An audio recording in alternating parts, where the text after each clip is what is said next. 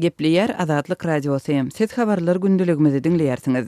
Täjikistanyň Transport Ministrligi Daşary işler Ministrliginiň üstünden Türkmenistanyň ýolbaşçylarynyň adyna hat uralyp, Türkmen-Iran we Türkmen-Özbek şirketlerinde ýük taşaýan ulaglaryň saklanmagyna degişli ýagdaýy çözmegi sorady. Azatlyk Radiosynyň täjik gullugynyň habar bermegine görä resmi hat hepdäniň başynda uradylypdyr. Bu barada 4-nji sentýabrda habar beren Täjikistanyň Transport Ministrligindäki çeşme türkmen häkimetlerinden jogabyň bolmanlygyny aýtdy. Türkmenistanyň häkimetleri biziň agyr ýük ulaglarymyzyň saklanmagyna degişli ýagdaýa häzirlikçe reaksiýa bermediler. Resmi hatymyza entek jogap ýok diýip çeşme 4-nji sentýabrda aýtdy. Täjik resmiýetleriniň maglumatlaryna görä türkmen häkimetleri bir hepde golay wagtlap Täjikistanyň onlar safdulagyna, şol sandy başga ýurtlardan Täjikistana barýan ýük taşaýjy ulaglara serketden geçmäge ruhsat bermeýärler. Bu mesele Täjikistanyň Daşary işler Ministrliginde duşanbe güni maslahat edildi. Ministrlikde Türkmenistanyň häkimetleriniň Täjikistana barýan ýük taşaýjy transportyň ýurdun üstündäki tranzitiniň gadagan edilmeginiň sebäplerini düşündirmänligini ma'lum etdi. Türkmenistanyň häkimetleri şol sanda Daşary işler Ministrligi bu meseleni häzir çenli açyk gozamady. Azatlyk Radiosyna türkmen häkimetlerinden resmi kommentariýa almak hem henüz başartmady. Şol bırakdyň özünde de Täjikistanyň Transport Ministrligi Täjikistana barýan sürüjülere alternativ ýollardan peýdalanmagy maslahat berýär. Iranyň we Azerbaýjanyň serhedinden geçip Orsiýatyň, Gazagstanyň we Özbekistanyň üstünden Täjikistana barmak teklip edilýär. Bu ýol Türkmenistan, Özbekistan, Täjikistan ýolundan ençe messe uzak bolýar. Häzirki wagtda Türkmenistanyň Iran bilen serhedinden her gece gündüzi 30 sany ýük ulagynyň geçmegine ruhsat berilýänligi habar berilýär. Iran Türkmen serhedinden geçip bilmän galan Täjikistanly ýük ulaglaryň sürüjüleri özleriniň Türkmenistanyň territoriýasyna goý berilmezliginiň sebäbiniň nämälim galýanlygyny aýdýarlar. 2-nji sentýabrda Azatlyk Radiosynyň täjik gullugy bilen söhbetdeş bolan iki sürüjiniň aýtmagyna görä, olaryň Lutfabad artyk serket geçilgesinden geçip bilmeýänligine bir hepdeden köp wagt bolupdyr. Gizlenlik şerti bilen söhbetdeş bolanlaryň biriniň aýtmagyna görä, serket geçilgesiniň golayynda Türkmenistanyň territoriýasyna soň Täjikistana aşmak üçin ruhsata garaşýan 100 çemesi ulag jemlenipdir. Täjikistan sürüji öz adynyň agdalmazlyk şerti bilen söhbetdeş bolup, türkmen serketçileriniň diňe Täjikistana ýük alyp barýan awtolawlary geçirmeýändiklerini habar berdi. Onuň sözlerine göre Özbekistana, Kırgızstana we beýleki ýurtlara ýük alyp barýan ulaglar geçýär. Azatlyk Radiosynyň täjik gullugynyň söhbetdeşleri özleri bilen bilelikde Täjikistana ýük alyp barýan Iranly we Türkiýeli awtolawlaryň hem serketden geçip bilmän galýandygyny belliýärler. Bu ýerde 100 çemesi ulag jemlendi. 20 golay täjik ulagy galynlary Türkiýeden we Irandan diýip sürüjüleriň biri aýdýar. Olaryň aýtmagyna görä Türkmenistanyň Iran bilen serkedindäki beýleki barlyk geçiş nokatlarynda da ýagdaý şeýle. Sarak serket geçilgesinde Täjikistanyň Türkiýeden satyn alan ýolakçy awtobuslary hem dur, olary hem geçirmediler diýip sürüjüleriň biri aýtdy. 24 awgustda Täjikistanyň prezidenti Emomali Rahmon Türkmenistana sabar edip prezident Gurbanguly Berdimuhammedow bilen gepleşik geçirdi. Emomali Rahmon araly halas etmek boýunça fonduň agza döwletleriniň sametindeden çykyşynda regionyň ýurtlaryny Merkezi Aziýada harytlaryň we hyzmatlaryň hereket erkinligini gadanmak üçin ýük taşamak we tranzit meselelerinde hyzmatdaşlygy aktivleşdirmäge çagyrypdy. Türkmenistanyň we Täjikistanyň arasynda şu gün hyzmatdaşlyk boýunça gol çekilen 70den gowrak dokument bar. 2017-nji ýylda iki ýurduň arasyndaky haryt dolançygy $40 million töwereginde boldy. Türkmenistan'dan Azatlyk Radiosynyň azathabar.com web saýtyna Sayfon 3 proxy ulgama arkaly howpsuz ýagdaýda girip bilersiňiz. Sayfon 3 siziň internetdäki şahsiýetiňiziň gizlinligini ýokary derejede üçin etýär. Türkmenistan'dan her günde Sayfon 3 arkaly 1,5 million gezek peýdalanylyp petiklenen saýtlary girilýär. Sayfon 3 dowamly özgörýär. Şonuň üçin ony her 2 hepdeden täzelep durmagy unutmaň. Azatlyk Radiosyny Sayfon 3 bilen howpsuz ýagdaýda iýdarlar. Gepleýär Azatlyk Radiosy. Eferde maksat Ataýew bilen habarlar gündeligi. Azeri we türkmen medeniýeti transxazar barada çekişýär. Media maglumatlaryna gaz bazary gyzyşýar.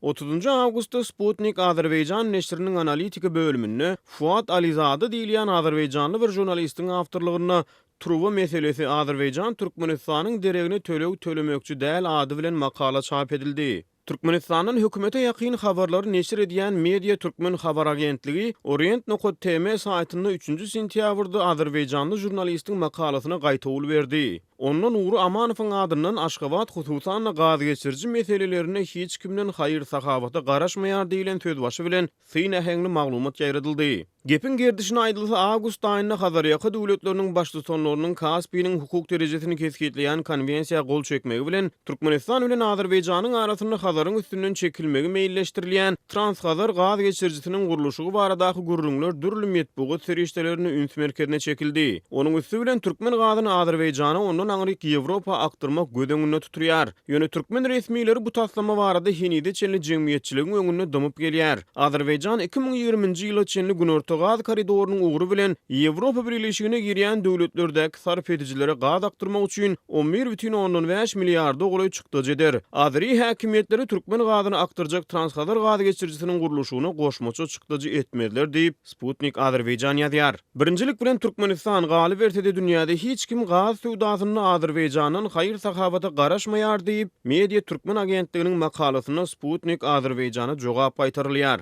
25-nji awgustda Germaniýanyň kansleri Merkeliň Azerbaýjana eden saparyny prezident Aliýew bilen gepleşikleriniň ýygyny geçirilen metbuat ýygnygyny Azeri lideri Transhazar taslamasyna degip geçdi. Transkaspy geçirjisi wagtda üstsaşyr döwletlerden has weter gazy iýeçilik edýän tarap has içgini gyzyklanma bildirmeli. Bu meselede tranzit döwletler inisiýatiwa bilen çykyş etmediler diýip Aliýewiň sözleri metbuat sahypalaryna getirildi. Sputnik Azerbaýjan hem bu sözleri salgılanýar. Media Türkmen bolsa hamala bu sözlere de jogap aýtarýar. Türkmen TV gazyny eksport etmegiň meseleleri hemmelerden has içkin Aşgabady has köp gyzyklandyrýan bolmaly. Türkmen tarapy Türkmen gazynyň ykbalyny çözmegi hiç kimden haýyş eden däldir diýip hökümetçi neşir ýazýar.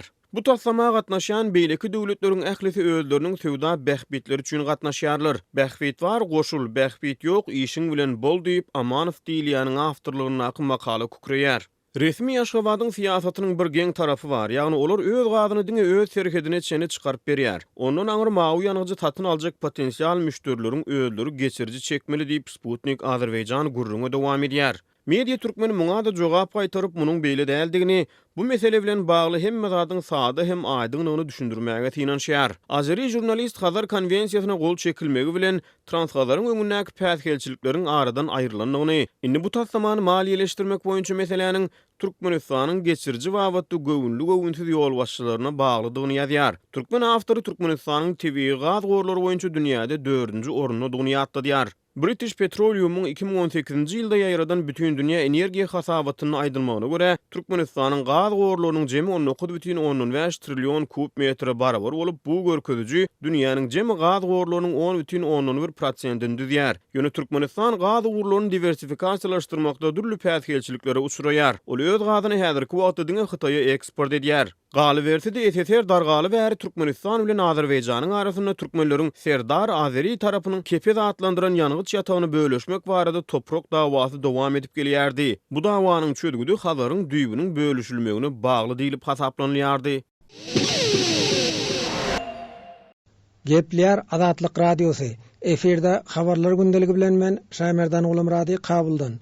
Topuk proyektinin guruluşyna Awgan toprağında gelecek bir ayın dowamında girişiljekdigini Awgan resmiýetleri aýdýarlar. Şu barada Topuk proyektinin jogapkärleri Awgan resmiýetlerine bildiripdir. Ma'lum bolşýaly, şu gün hem Topuk proyekti bilen bagly Herat welaýatynda maslahat geçirilýär. Awganistanyň neft gaz we dağ magdallary boýunça ministrliginiň Herat welaýatyndaky darasynyň başlygy Ziyaul Haq Popalyň aýtmagyna görä, Topuk proyektiniň guruluşyna Awgan toprağında başlanjak ýerleri belli edilipdir. İşler dowam edýär. Şu ýylyň oktyabr aýynda Topuk proyektiniň guruluşyna bäri Awgan toprağında da girişilýär. Topuk konsorsiumynyň başlygy bize şeýle maglumat berdi. Topuk gaz geçirjisiniň guruluşyna girişmek boýunça ähli taýýarlyklar görüldi diýip Popal aýtdy.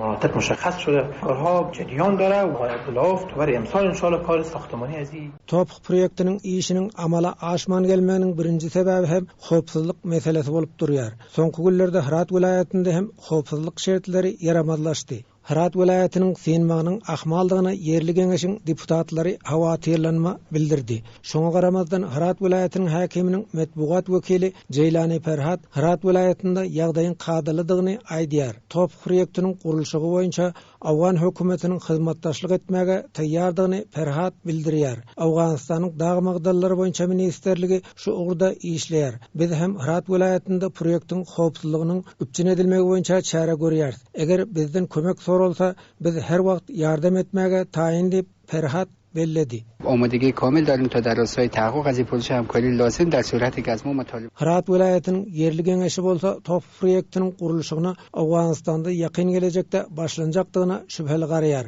Bu ugurda dürli kynçylyklaryň bardygyny öňe sürýär. Herat vilayetiniň vilayet geňeşiniň agzasy deputat Nurahmet Haydariň aýdyşyna garanda gelecek bir aýyň dowamında top proýektiniň gurulşygynyň Awgan topragynda başlanjakdygy barada edilýän gürrüňler diňe hüwesdir. Çünki Awganistanda hususan top gaz geçirjisiniň gurulşygynyň gözüňde tutulýan ýerlerinde howpsuzlyk şertleri ýaramanlygynda galýar. Käbir goňşy ýurtlar hem top proýektiniň gurulşygyna päsgelçilik döretmek isleýär. Şonuň üçin ýaragly toparlary goldaýar. Ok ýaragy we harby enjam bilen üpçün edýär. Şeýle ýagdaýda biz halk wekili bolup top proýektiniň işiniň çalt başa barjakdygyna inanmaýarys diýip deputat Haydari aýtdy. با باور ما به عنوان نماینده مردم فکر نکنم پروژه توپی بتونه شروع بشه.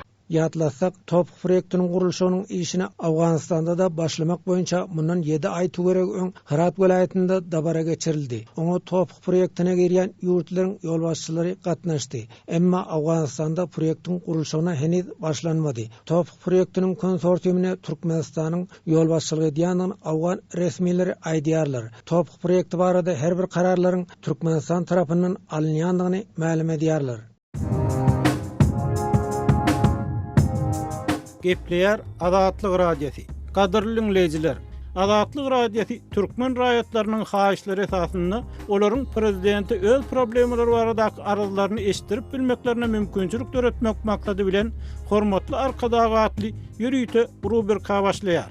Bu rubrikasyny siz öz kynçylyklaryňyzy beýan edip, olary efir arkaly eşitdirip, şeýle de Azatlygyň web saýtyna, sosial ulamlardaky sahypalaryna çap etdirip bilersiňiz. Siz öz hatlaryňyzy Azatlyga hat üstü bilen, telefon arkaly, biziň ýerli habarçylarymyzyň üstü bilen ýetirip bilersiňiz.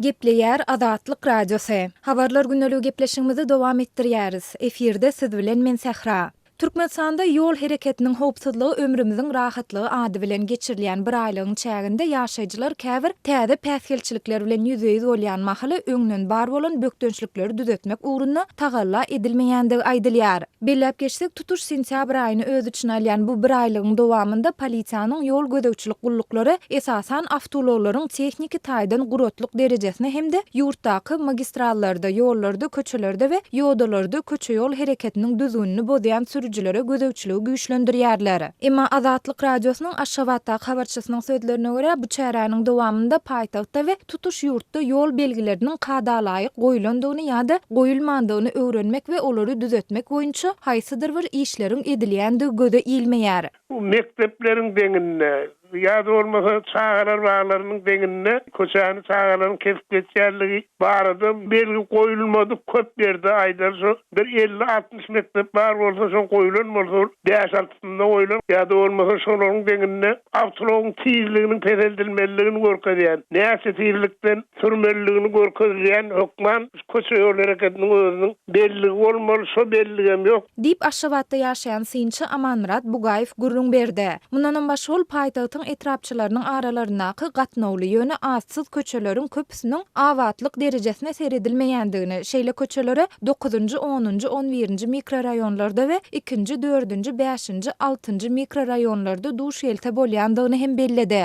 Şolonda köpüsinde trotuar bilen köçe birik gidipdirne, şoňa üns berýän adam ýok. Diýip synçy şoňa meňdeş köçeleriň ýurdun beýleki welaýatlaryna şäherdir etraplarda sanardan köpdigine, käbir owalar bilen etrap merkezleri şäherleriniň arasyndaky ýollaryň iň soňky gedek mundan 50-60 ýyl öň awatlanandygyny hem sözüniň üstüne goşdy. Ýaşaýjylaryň durmuşyny hassa kynlaşdyrmak üçin täze çäklendirmeleri girdmek babatynda işden hereket edýändigine hem üns çekilýär. Aýdylmagyna görä Aşgabatyň ençeme orta mektebinde şol sanda Parahat 2 etrapçasynaky 55-nji, Parahat 1 etrapçasynaky 47-51-nji mekteplerinde çağasyny okuwa gatnadýan enatalaryň awtologlaryny wagtlaýyn saklamak üçin niýetlenen ýörüte meýdançalar bar. Ýöne bir aýlygyň başlanmagy bilen şuňlar bu meýdançalardaky awtologlar hem hiç ýyly düşündürüş berilmeden aly gupgun edilip dessine çykarylýar. Inni şu taýlarda atelelere getirip çağararyny düşürmäge ýa-da okuwun tamamlananyna çağatynyň mektep owlusundan çykyp gelip maşyna minmegini üçin bir gupgupdy 5 min 10 min daralygyny durýar boş goýulan ýer şu ýer netlerini goýulan ýer. Ýene şu ýerlerden hem awtologlar gelip aly gupgun edip çykaryp goýýarlar. Diýip Sinçi Bugaýew belledi. 4-nji sentýabrda Azatlyk radiosynyň Türkmenistanyň habarçylary 1-nji sentýabrdan başlap ýagny ýol hereketiniň howpsuzlygy ömrümiziň rahatlygy atly çäräniň başlanmagy netijesinde köçelerdäki ýol inspektorlarynyň sanynyň ençemese köpelendigini we ýol paralarynyň mukdarynyň adatdakysyndan ençemese ýokarlanandygyny habar berdiler. Azatlyň habarçylary bir aýlygyň dowamında köçe ýol hereketine edilýän gözegçilikler güýçlendirilse-de ýol hadisalarynyň we biduýunçylyklariň sanynyň azalmaýandygyny aýdýarlar. Ýurdun resmi medeniýet wasy bu çäräni giňden mahabatlandyrýan reportajlar görkezilýär ýa-da çap edilýär. Ýöne köçe ýol hereketine ýüze çykan howply hadisalar, ýol helakçylikleri barada maglumat berilmeýär. Ýol hereketiniň howpsuzlygy ömrümiziň rahatlygy atly bir aýlyk Prezident Gurbanuly Berdimuhammedowyň inisiativasy bilen 2014-nji ýyldan bäri her ýylyň sentýabr aýynda geçirilýär.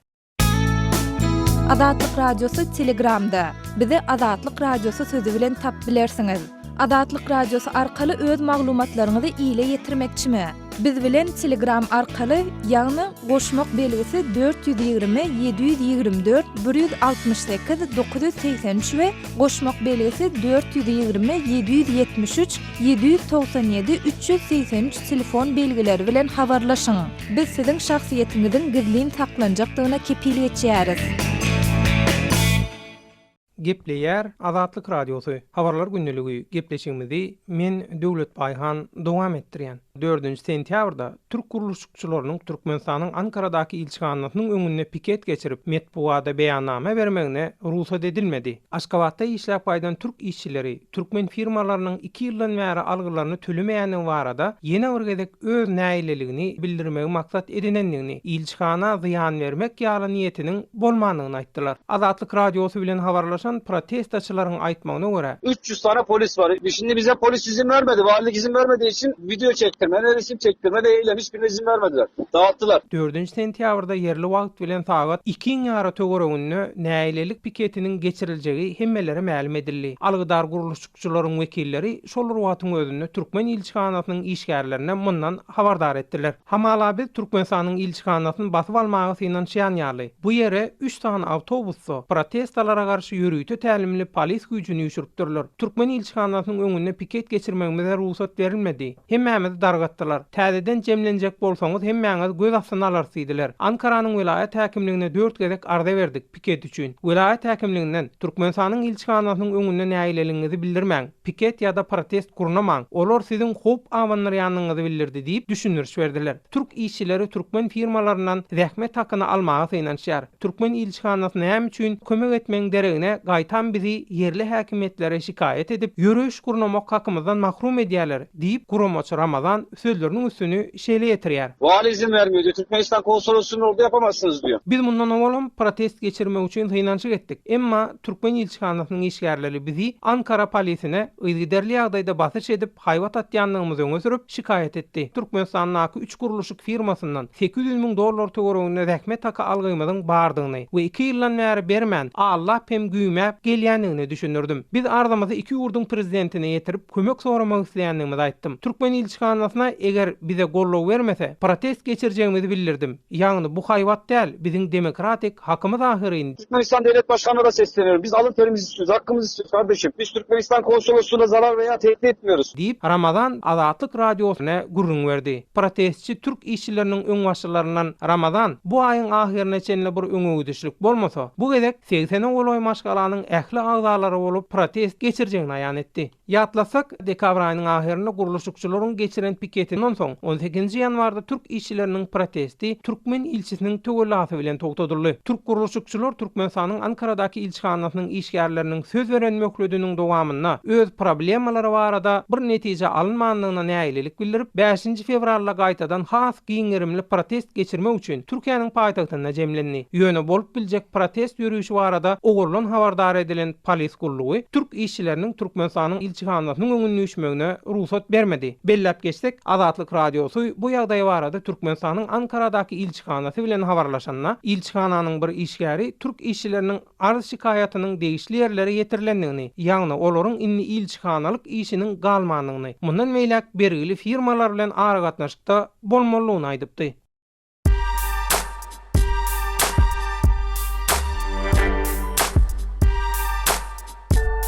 Qaderli dinleyijiler, indi siz Türkmenistanda bolup geçen soňky wakalary Azatlyk radiosynyň Adnaklasniki tahypasyndan hem izarlap bilersiňiz. Bu sosial ulgamda köp sany Türkmenistanlylaryň bardygyny nazarda tutup, Azatlyk radiosy bu ýerde hem öz tahypasyny açyp, maglumatlaryny ýerleşdirip başlady.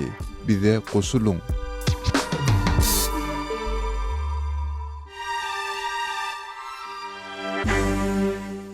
Gepleýär Azatlyk radiosu. Eferde maksat Ataýew bilen habarlar gündeligi. Trump Birleşen Milletler Guramasynyň geňeşiniň ýygynyny başlyklyk edip, onu Iran bilen bagly aladalaryny utar. Şu aý dünýä liderleriniň New Yorkdaky ýyllyk duşugyny Birleşen Ştatlaryň prezidenti Donald Trump Birleşen Milletler Guramasynyň howpsuzlyk geňeşiniň ýygynyny ýolbaşçylyk edip, onuň dowamyny Tehrana garşy özüniň aladalaryny üns merkezine çeker. Birleşen Ştatlaryň Birleşen Milletler Guramasynyň elçisi Nikki Haley Trump'yň bu göçümini 4-nji sentýabrda ma'lum etdi. Birleşen Milletler Guramasynyň howpsuzlyk geňeşine gezekli gedegine ýolbaşçylyk etmek nowaty Birleşen Ştatlara gelip ýetdi. Abaşanyň geçen ýylyň dowamyny Irana garşy jeda çärelerini durmuşa geçirmek inançyklary netijesiz boldy. Haley we Trump gaýta-gaýta Irana hüjüm edip, onu Siriýadaky we Ýemendäki uruşlara gatnaşmakda hemde iri döwletler bilen Iranyň arasyna 2015-nji ýylda gol çekilen ýadro ulalaşygynyň ruhuny eýermezlikde aýyplady. Trump agzalyan ulalaşykdan maý aýyna çekilipdi. Bu magadaýdan çykyşyny Haley geňeşiň 26-njy sentýabrda geçirýän ýygynyny Trump'yň ýolbaşçylyk etmek kararyna gelendigini, onuň dowamyny Trump'yň Iranyň halkary hukugy bozýanlygyna we onuň tutuş ýakyn günneger regionuny durnuksuzlygy tutaşdyrýanlygyna üntü çekjekdigini aýtdy. Prezident Trump biziň Irany halkary tertip düzgünüň çägine çekmegi gazanmagymyz babatda ören tutan ýerlidir diýip Haley aýtdy. Hemde Irany dünýäniň çar künjünde terrorçylygy goldamakda aýplady. Siz olaryň geçirýän ballistik hüjüm tesislerini, siz olaryň Ýemendäki Husilere satýan ýaraglaryny görsediňiz. Şolaryň ählisi howpsuzlyk geňeşiniň kabul eden rezolýusiýalaryny bozmaklyk bolýar diýip ol aýtdy.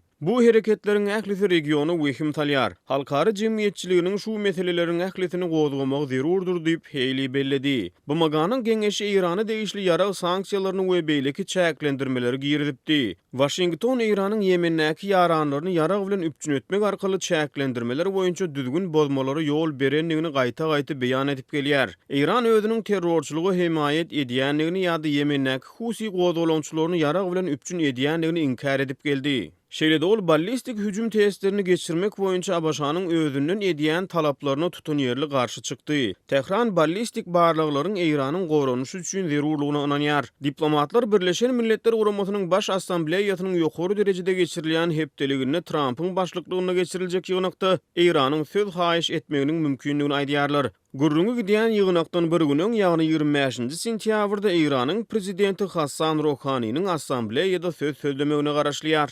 Haley Birleşen Ştatlaryň Rouhanyň duşukda söz sözlemegine garşy däldigini aýtdy. Iranyň bu magadaky wekiliýeti kommentariýa boýunça özlerini uğradylan haýyşnama desine jogap bermedi. Haley Birleşen Ştatlaryň Irana garşy halkara basyşy güýçlendirmäge çagyrmagy bilen ol ýerde rejimi çalışmagyň uğruna çykanlyklary barada aýdylýan gurrunglary ret etdi. Ol Abaşanyň tagallalarynyň Iranyň halkynyň isleg arzuwlaryna howandarlyk etmegi maksat edinýändigini öňe sürdi. Biz Iranyň halkyny arka çykarys, Olar öz hökümetlerine seslerini eşitdirmäge dolu hukukludur. Olaryň öz hökümetlerini çalışmaga dolu hukuklary bardyr diýip ol aýtdy. Orsiýanyň bu magadaky ilçisiniň orunmasary Dmitri Polyanskiy geňeşiň ýönegiňne mundan olar İran bilen iri döwletleriň arasyna gol çekilen hemde Abaşanyň ondan el çekendigine garamazdan Orsiýetin Hytaýyň we beýleki Ýewropaly güýçleriň henizem goldaýan ýadro şertnamasyna üns berilmeligini aýtdy. Biz bu duşukda Abaşanyň bu ulalaşykdan çekilmegi bilen bagly garaýşlaryň gozuljakdygyny umyt bildirýär diýip Polyanskiy aýtdy. Qadirli dinleyijiler, şunuň bilen habarlar gündeligi gepleşigimizi geçirip guturýarys. Azatlyk radiosynyň tolkunlarynda galyň.